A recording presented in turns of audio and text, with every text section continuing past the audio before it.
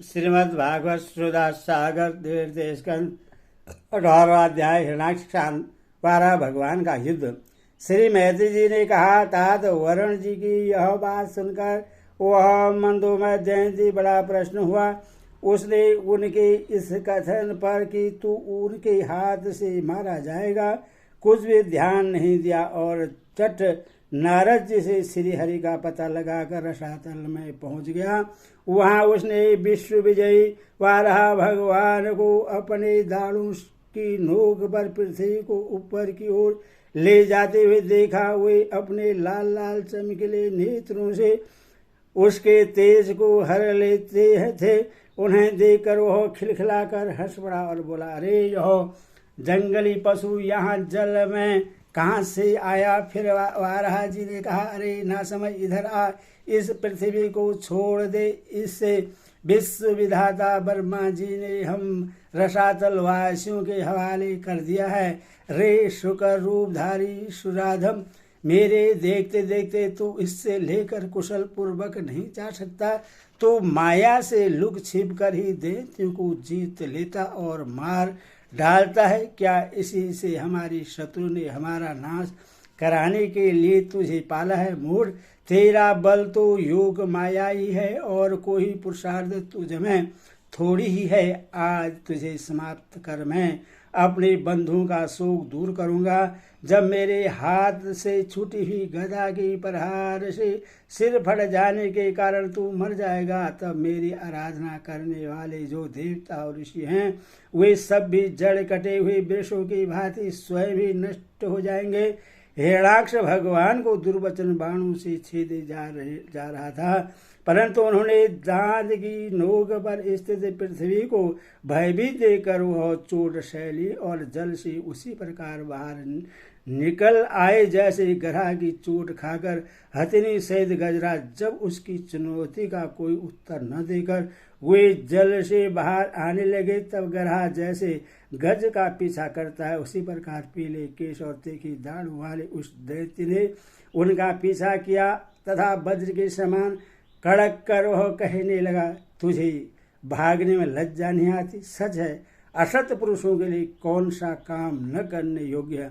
भगवान ने पृथ्वी को ले जाकर जल के ऊपर व्यवहार योग्य स्थान में स्थित कर दिया और उस समय अपनी आधार शक्ति का संचार किया। उस समय हिरण्याक्ष के सामने ही ब्रह्मा जी ने उनकी स्तुति की और देवताओं ने फूल बरसाए।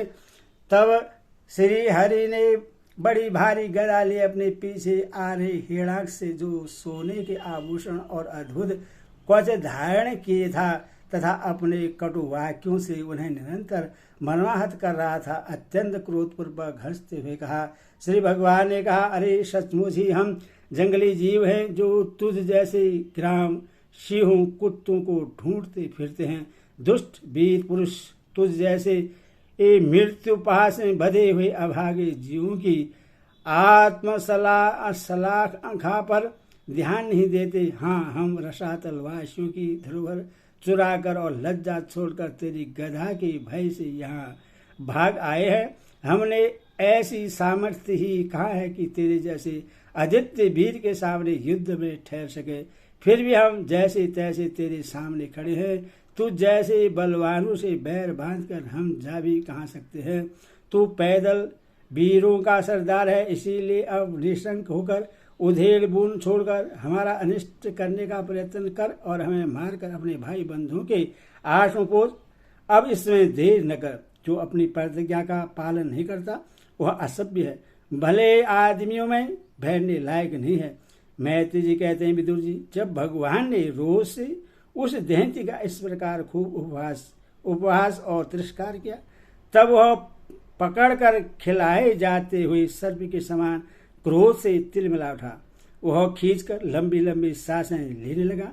उसकी इंद्रियां क्रोध से शुद्ध उठी और उस दुष्ट दैत्य ने बड़े वेग से लपक कर भगवान पर गदा का प्रहार किया, किंतु भगवान ने अपनी छाती पर चलाई हुई शत्रु की गदा के प्रहार को कुछ टेढ़े होकर बचा लिया। ठीक वैसे जैसे योग सिद्ध पुरुष मृत्यु के आक्रमण से अपने को बचा लेता है।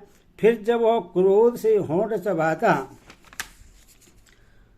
अपने गदा लेकर बार बार घुमाने लगा। तब श्रीहरि कुपित होकर बड़े वेग से उसकी ओर झपटे। 100 में 100 भाग विदुर जी। जब तब प्रभु ने शत्रु की दाईं भौं पर गदा की चोट की, किंतु गदा युद्ध में कुशल हिरण्याक्ष ने उससे बीच में ही अपनी गदा पर ले लिया। इस प्रकार श्रीहरि और हिरण्याक्ष एक दूसरे को जीतने की इच्छा से अत्यंत क्रुद्ध होकर आपस में अपनी भारी गदाओं से प्रहार करने लगे। उस समय उन दोनों में ही जीतने की होड़ लगी थी। दोनों के ही अंग गदाओं की चोट से घायल हो गए थे। अपने अंगों के घावों से बहने वाले रुधिर को गंध से दोनों का ही क्रोध बढ़ रहा था और वे दोनों ही तरह तरह के पेतरे बदल रहे थे। इस प्रकार गौ के लिए आपस में लड़ने वाले दो सांडों के समान उन दोनों में एक दूसरे को जीतने की इच्छा से बड़ा भयंकर युद्ध हुआ। विदुर जी, जब इस प्रकार हिरण्याक्ष और माया से वारा रूप धारण करने वाले भगवान यज्ञमूर्ति पृथ्वी के लिए द्वेष बांध कर युद्ध करने लगे, तब उससे देखने के लिए वहां ऋषियों के सहित ब्रह्मा जी आए। वे हजारों ऋषियों से घिरे हुए थे। जब उन्होंने देखा कि वह दैत्य बड़ा सुरवीर है, उसमें भय का नाम भी नहीं है, वह मुकाबला करने में भी समर्थ है और उसके पराक्रम को चूर्ण करना बड़ा कठिन काम है, तब भगवान आदि शुक्ररूप नारायण से इस प्रकार कहने लगे। श्री वर्मा जी ने कहा, देव, मुझसे वर पाकर यह दुष्ट दैत्य बड़ा प्रबल हो गया है। इस समय यह आपके चरणों की शरण में रहने वाले देवताओं, ब्राह्मणों, गौओं तथा अन्य निरपराध जीवों को बहुत ही हानि पहुंचाने वाला, दुखदायी और भयप्रद हो रहा है। इसकी जोड़ का और कोई योद्धा नहीं है, इसीलिए यह महाकंटक अपना मुकाबला करने वाले वीर की खोज में समस्त लोकों में घूम रहा है। यह दुष्ट बड़ा ही मायावी, घमंडी और निर्कुश है। बच्चा जिस प्रकार क्रुद्ध हुए शाम से खेलता है, वैसे आप इससे खिलवाड़ न करें। देव अच्युत, जब तक यह दारुण दैत्य अपनी बल बुद्धि की बेला को पाकर प्रबल हो, उससे पहले पहले ही आप अपनी योग माया को स्वीकार करके इस पापी को मार डालिए। पर वो देखिए, लोगों का सहार करने वाली संध्या की भयंकर बेला आना ही चाहती है।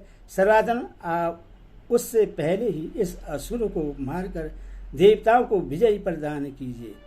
उस समय अभिजित नामक मंगलमय मुहूर्त का भी योग आ गया है। अथवा अपने सुहृदय हम लोगों के कल्याण के लिए शीघ्र ही इस दुर्जय दैत्य से निपट लीजिए। प्रभु, इसकी मृत्यु आपके ही हाथ बधी है।